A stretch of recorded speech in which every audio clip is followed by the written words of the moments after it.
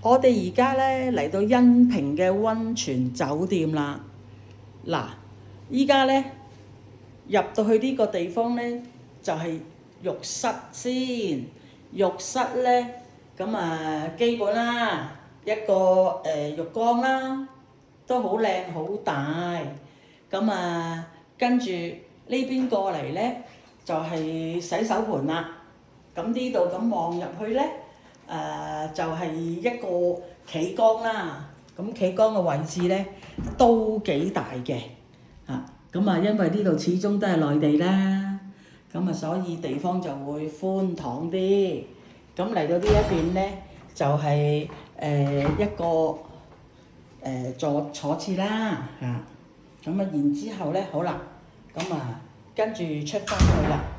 咁呢度咧就有一個大嘅衣櫃啦。呢個衣櫃真係都幾大㗎。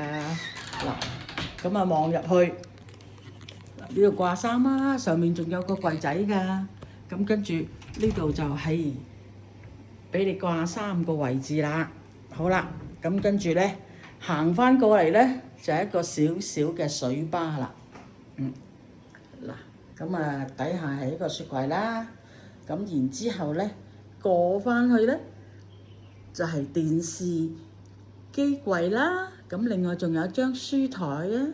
好啦，呢度俾你擺行李啦。好啦，然之後 pan 翻過嚟呢邊咧，你見到有個落地大玻璃嘅噃。呢度行出去咧就係一個露台嚟嘅。有兩張梳化啦。跟住咧就係一張大嘅睡床啦。哇！喺呢間房咧就有500尺㗎啦。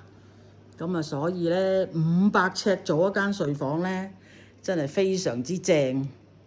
嗱，而家咧我開咗個窗簾，然之後咧就行出去，就影俾大家睇下。出邊咧有一個小小嘅露台仔。跟住咧有2張藤椅啦。有個茶几俾你喺度睇下日出啊日落咁嘅。跟住咧呢度咧望出去咧就係露台出邊嘅風景啦，都算唔錯，幾靚啊！嗱，大家可以睇到啦。好啦，我呢度嘅介紹咧就差唔多啦。